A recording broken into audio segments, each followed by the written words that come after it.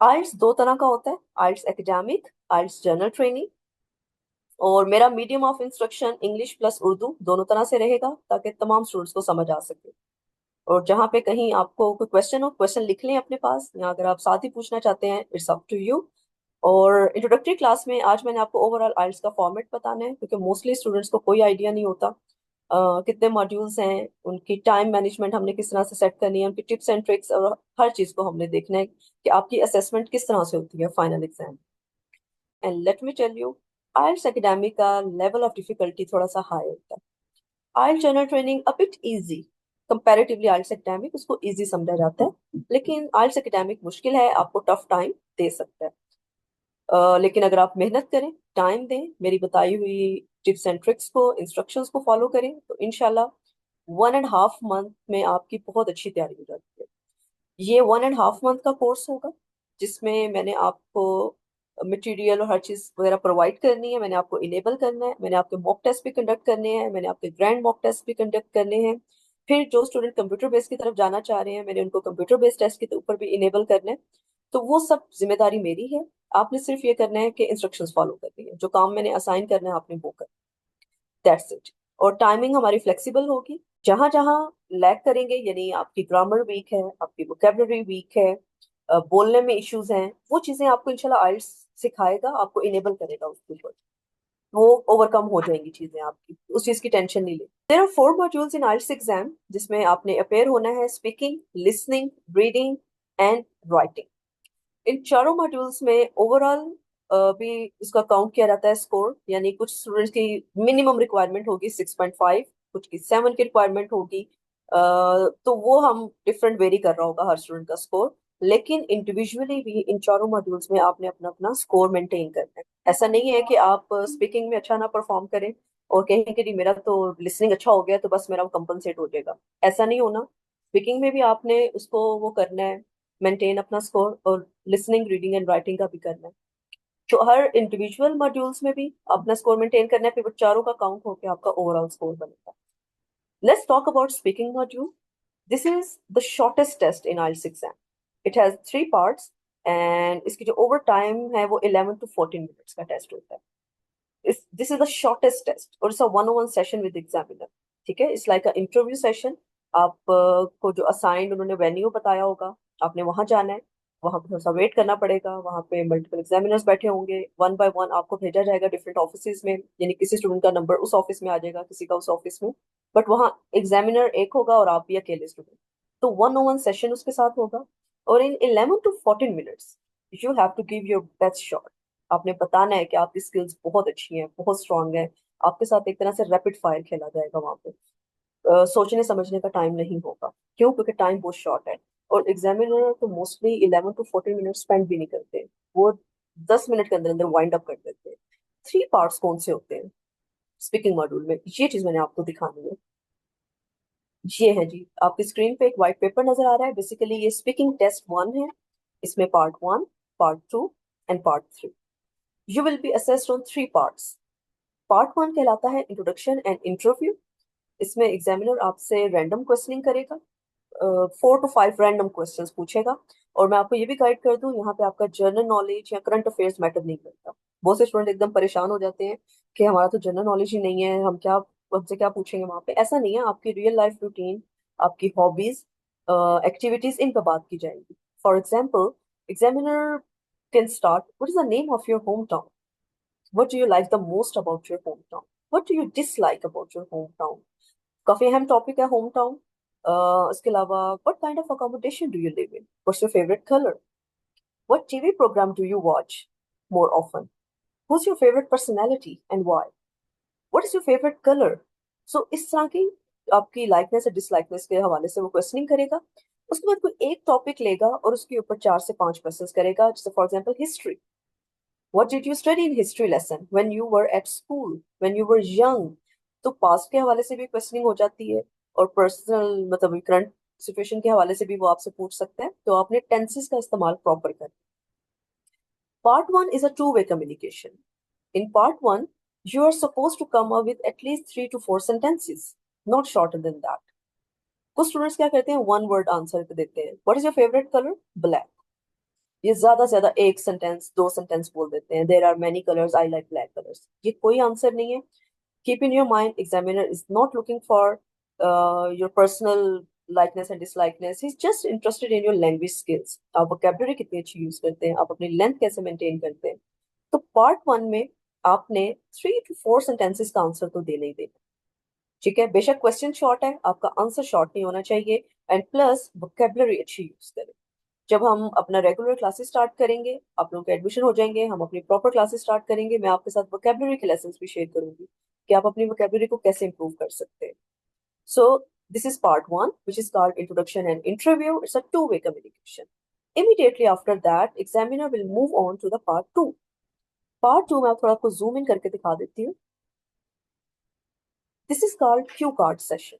अब ये to way communication नहीं है। यहाँ पे एग्जामिनर आपके सामने ये क्वेश्चन पेपर रख देगा टेबल पे, and one blank paper and pencil, and will ask you, you have 1 minute to prepare yourself.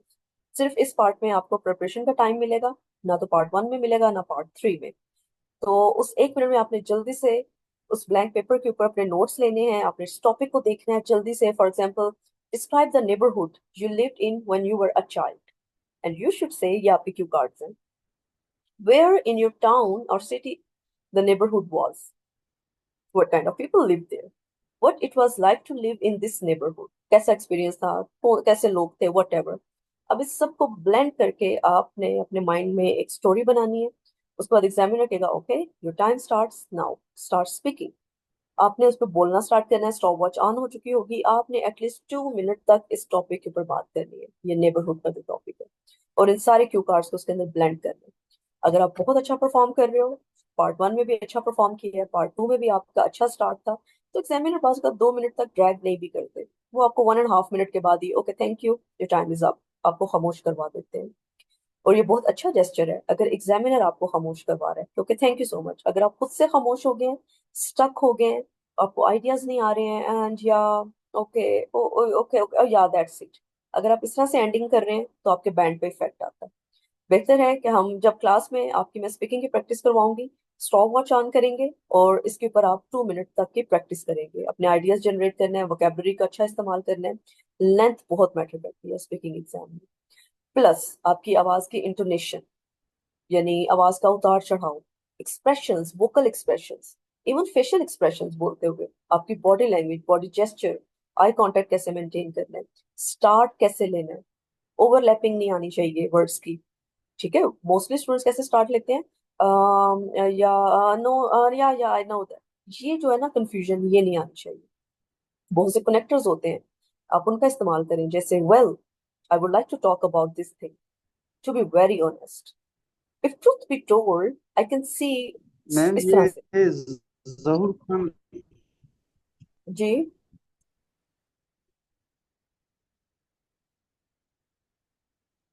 जी जी बोले, आपका माइक म्यूट हो गया। Ma'am please continue. Okay, so this was part 2। Part 1 था introduction, part 2 Q card session था। मैंने आपको explain कर दिया कि एग्जामिनर किस तरह कंडक्ट करेगा। उसके बाद examiner will move on to the part 3। Topic again वही होगा, नेबर्स नेबरहुड, जो कि पार्ट 2 में था। फर्क ये है कि ये वन साइडेड कम्युनिकेशन थी, जबकि ये टू साइडेड है, टू वे कम्युनिकेशन है। उसके अलावा एक फर्क ये है कि ये जो क्यू कार्ड होता है ना, ये स्पेसिफिक होता है, related to you, your choices, which book you have recently read. ठीक है, जबकि बुक 3 जो है, सॉरी पार्ट 3 जो है, ये जनरलाइज्ड वे में क्वेश्चन पूछा जाता है। अब वो ये नहीं कहेगा कि आप क्या सोचते हैं, आपका नेबरहुड कैसा है।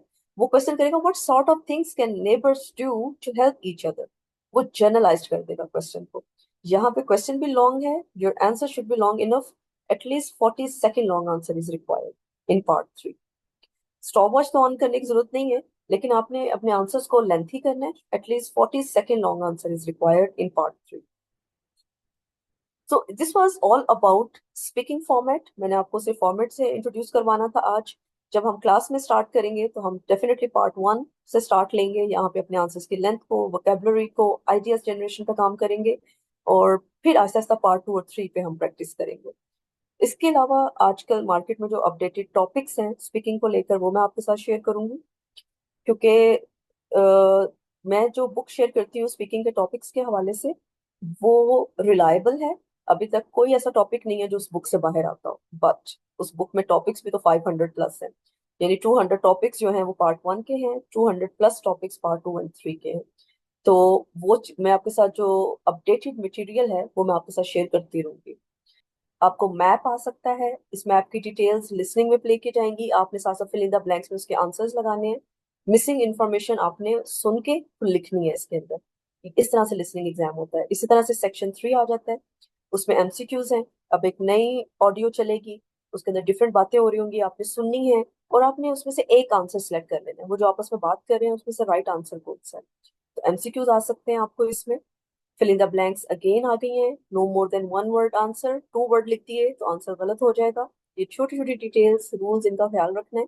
सेक्शन 4, इसमें बिजनेस कल्चर्स के हवाले से दो लोग आपस में बात कर रहे होंगे, ऑडियो प्ले होगी, आपने मिसिंग इन्फॉर्मेशन फाइंड आउट करनी है। ठीक है। और listening test is considered the easiest test as compare to the others one. इसमें आप 7 बैंड्स 8 बैंड्स बहुत आराम से ले सकते हैं, बशर्ते कि प्रैक्टिस करें। अपने आप को थोड़ा सा ब्रिटिश एक्सेंट के ऊपर आपने इनेबल करना है। कोशिश करें जो भी आप लोग कंटेंट देख रहे हैं आजकल यूट्यूब के ऊपर, कुछ भी देख रहे हैं तो आप जरा ब्रिटिश एक्सेंट में देखना शुरू करें, सुनना शुरू करें, ताकि आपको आदत हो उनकी साउंड्स की। तो लिसनिंग का एग्जाम इस तरह से आएगा, ये क्वेश्चन पेपर आपके हाथ में होगा और ऊपर फिलिंग द ब्लैंक्स हैं, एमसीक्यूज हैं, वट एवर द क्वेश्चंस, आपने इनको फिल कर। और let me tell you, it's a one time play. अगर आपसे कोई सेक्शन मिस हो जाता है और आप पीछे रह जाते हैं, फर्दर वो ऑडियो आगे चली गई है, तो वो आपके लिए उसको रिप्ले नहीं करें। तो आपने अपनी कंसंट्रेशन लेवल बहुत हाई रखनी है जब लिसनिंग का एग्जाम स्टार्ट होगा, क्योंकि आप चांस नहीं ले सकते कि कुछ भी स्किप हो गया तो वो गया। It's a one time play. और उसके अंदर जब एक सेक्शन कंप्लीट होता है तो वो आपको थोड़ा सा टाइम देते हैं, you have 30 seconds to check your answer, you have 1 minute to read your questions. तो उनको बहुत अच्छे तरीके से यूटिलाइज करना है आपने उस टाइम को, क्योंकि उसके अलावा एक्स्ट्रा टाइम नहीं है। क्वेश्चंस को जितना पहले पढ़ लेंगे उतना अच्छा है। अब जैसे आपके सामने ये मैप दिया हुआ है, एकदम से ऑडियो स्टार्ट हो जाएगी, आप इसको समझ ही नहीं सकते इसमें करना क्या है। बेहतर है जब उसने टाइम दिया है, you have 1 minute to read the question, आप जल्दी से क्वेश्चंस देख लो कि अच्छा इसमें ये जगह है, ये है 12 वाली, ये वाली जगह मिसिंग है, एरिया इसका कोई नेम आएगा, ये इसमें ये वाला भी मिसिंग है, ये इस तरह से आपने कैलकुलेशन कर ली। तो लिसनिंग का टेस्ट का सैंपल मैंने आपको स्क्रीन पे शो कर दिया। और लास्ट पे 10 मिनट्स आपको एक्स्ट्रा मिलते हैं to transfer your answer on the final answer sheet. वो मैटर करती है, इस क्वेश्चन पेपर के ऊपर आप जो मर्जी लिखे, that doesn't matter unless and until आपने सारे 40 के 40 क्वेश्चंस उस आंसर शीट के ऊपर आपने ट्रांसफर कर दिए। और स्पेलिंग मिस्टेक्स अलाउ नहीं है, क्योंकि आप सुन के लिख रहे हो तो आपको स्पेलिंग्स आने चाहिए, ठीक होने चाहिए आपके स्पेलिंग। अगर स्पेलिंग गलत है तो वो अच्छा वाला, मतलब आपने सही वर्ड पे लिखा हुआ है तो वो गलत कंसीडर होगा। ये आपकी आंसर शीट होती है फाइनल एग्जाम में। आपके सामने ये आंसर शीट आएगी, इसमें बॉक्सेस बने हुए हैं। बॉक्स नंबर 1 में क्वेश्चन नंबर 1 का आंसर आएगा, बॉक्स नंबर 2 में क्वेश्चन नंबर 2 का। इसी तरह से तरतीब से, अगर आपको क्वेश्चन नंबर 3 का आंसर नहीं आता, 4 का आता है, तो 4 का 4 के सामने लिखना, 3 के सामने नहीं लिख देना, वरना सारा सीक्वेंस खराब हो जाएगा और 0 मार्क आएगा। तो स्पेलिंग मिस्टेक्स और सीक्वेंस की मिस्टेक ये अलाउड। तो ये आंसर शीट भी मैं आप सबको प्रोवाइड करूंगी, जब मैं आपका मॉक टेस्ट लूंगी तो आप इसके ऊपर प्रैक्टिस करेंगे अपने आंसर्स को डिलीवर करने। उसके बाद स्पीकिंग भी मैंने आपको बता दी है, लिसनिंग भी बता दी है। ठीक है, अब लिसनिंग को सॉल्व कैसे करना है, किस तरह से क्वेश्चंस को रीड आउट करना है और आंसर्स को फाइंड आउट करना है, ये इंशाल्लाह हम क्लास में सीख रहे होंगे। इस पे पूरा वीक हमने इसके ऊपर स्पेंड करना है, फिर इसका मॉक टेस्ट लेना है। तो इंशाल्लाह लिसनिंग में आप बहुत अच्छा बैंड स्कोर ले सकते हैं। 40 मिनट्स का टेस्ट है, 30 मिनट्स सॉल्व करने के, 10 मिनट्स आंसर्स को ट्रांसफर करने। तो ये हो गया स्पीकिंग एंड लिसनिंग। अब आ जाते हैं जरा रीडिंग एग्जाम पे, एकेडमिक की reading, this one. Academic reading, अब ये टेस्ट जो है ना, ये जरा टाइम टेकिंग है, यानी 1 आवर का टेस्ट है। अभी तक 1 आवर का टेस्ट आपने नहीं देखा। स्पीकिंग बहुत छोटा टेस्ट था, 11 to 14 मिनट्स। लिसनिंग 40 मिनट्स का टेस्ट था। अब जो है रीडिंग टेस्ट, ये 1 आवर का टेस्ट है। अब इस 1 घंटे में अगेन आपने 40 क्वेश्चन ही सॉल्व करने हैं, लेकिन आपके सामने 3 लॉन्ग पैसेजेस आए। आपने कंप्रीहेंशन पैराग्राफ्स किए होंगे मैट्रिक में, एफएससी में, इवन मास्टर्स में भी इंग्लिश पढ़ते हुए। एक पैराग्राफ होता है, नीचे कुछ क्वेश्चंस दिए हुए होते हैं, आपने आंसर्स फाइंड आउट कर, बट वो फिर भी इजी थे। अब जो आप आइल्स में करेंगे रीडिंग कम्प्रीहेंशंस, ये मुश्किल होते हैं, इनका लेवल काफी हाई होता है। बाज़ वक़्त आप क्वेश्चन पढ़ के भी कंफ्यूज हो जाते हैं इसमें करना क्या है। मतलब इसमें क्या पूछ रहा है, आंसर्स कहाँ पे हैं, मैं आपको थोड़ा सा शो भी करवा देती हूँ कि रीडिंग का टेस्ट किस तरह से होता है।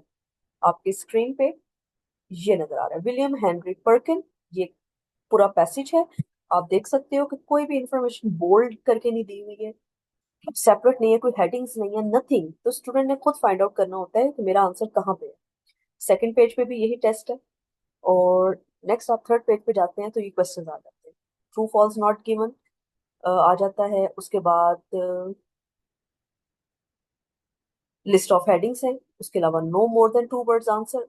क्वेश्चंस घुमा फिरा के देगा, एक तरह से क्वेश्चंस नहीं आएंगे कि सारी फिलिंग द ब्लैंक्स आ गई हैं या एमसीक्यूज आ गई हैं। नहीं, तीन सेक्शंस हैं, आपने 1 घंटे के अंदर सॉल्व करने हैं, लेकिन टाइमिंग तीनों की डिफरेंट होगी। क्यों? क्योंकि सेक्शन 1 इजी समझा जाता है, सेक्शन 2 थोड़ा सा मुश्किल एंड सेक्शन 3 सबसे ज्यादा मुश्किल। तो अपना टाइम बचा के रखें। आपने ये नहीं कहना मेरे पास 1 आवर है तो मैं 20 20 20 मिनट्स डिवाइड कर दूँ, नहीं। फर्स्ट पैसेज पे 15 मिनट्स, सेकंड पैसेज पे 20 मिनट्स एंड थर्ड पैसेज पे 25 मिनट्स। क्यों? जैसे जैसे आप आगे जा रहे हैं, जैसे ये पैसेज नंबर 3 है, द हिस्ट्री ऑफ टॉर्टोइस, ये वाला पैसेज अब मुश्किल है, इसके लिए आपने 25 मिनट्स बचा के रखे हैं। ठीक है, इसके नीचे जो क्वेश्चंस आएंगे, no more than two words का आंसर आएगा, ट्रू फॉल्स नॉट गिवन आएंगे, फिल इन द ब्लैंक्स आ रही हैं, अगेन एमसीक्यूज आ रहे हैं। तो ये जरा मुश्किल है, इसके लिए 25 मिनट्स है। और जब आप क्लास में मेरे साथ प्रैक्टिस करेंगे तो आप यकीन करें आपको घंटा एक लग जाएगा और आप सिर्फ 2 क्वेश्चन सॉल्व कर पाएंगे। स्टार्टिंग पे ये स्पीड होती है स्टूडेंट्स की, बट आहिस्ता आहिस्ता हमने इसको 15 मिनट, 20 मिनट और 25 मिनट पर लेकर आना है, क्योंकि टाइम मैनेजमेंट ही रियल की है रीडिंग एग्जाम पास करने। और ये इंटरेस्टिंग भी है, जो स्टूडेंट जरा इंटरेस्ट लेके करते हैं उनको मजा भी आता है रीडिंग टेस्ट करने में, लेकिन जिनको मुश्किल लग रहा होता है, जो बॉदर नहीं करते, उनके लिए वो फिर बर्डन बन जाता है। नो डाउट कि ये आपके लेवल से ऊपर की चीज है, इसमें वोकेबलरी काफी मुश्किल होने वाली है, लेकिन टिप्स एंड ट्रिक्स को फॉलो करें, इंशाल्लाह आप देखेंगे कि आप इसको अच्छे तरीके से कॉप अप कर सकते हैं।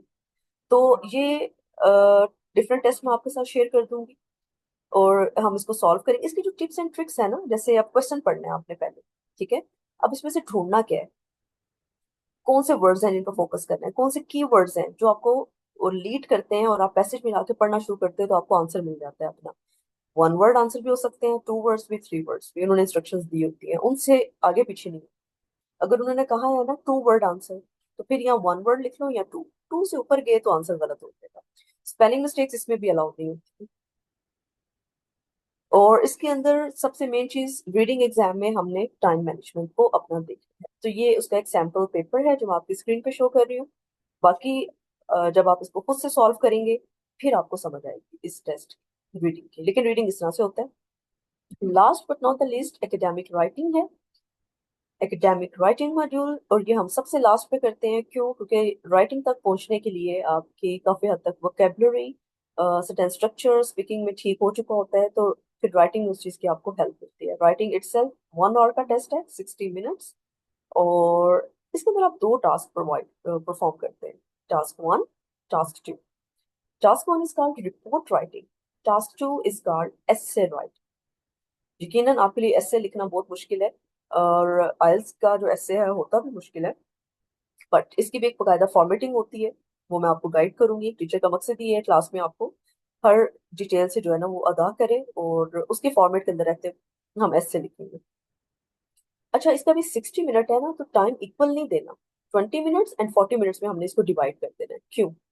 टास्क 1 जो रिपोर्ट राइटिंग है, ये इसकी वेटेज कम है। टास्क 2 में ऐसे राइटिंग की वेटेज ज्यादा है, आपने ज्यादा टाइम बचाना है, तो ये 40 मिनट्स में लिखना है, ये 20 मिनट्स में लिखना है। मैं आपको सैंपल भी शो कर देती हूँ कि राइटिंग का जो है वो किस तरह से होता है, इसकी रिपोर्ट किस तरह से होती है। रिपोर्ट वो नहीं है जिसमें आपने कोई कंप्लेंट या कोई ऐसी कोई चीज लिखनी है। बेसिकली रिपोर्ट में आपके सामने पिक्चर आ सकती है, ठीक है, ये जैसे पिक्चर्स आपकी स्क्रीन पे नजर आ रही हैं आपको, मैं शुरू से दिखाती हूँ आपको।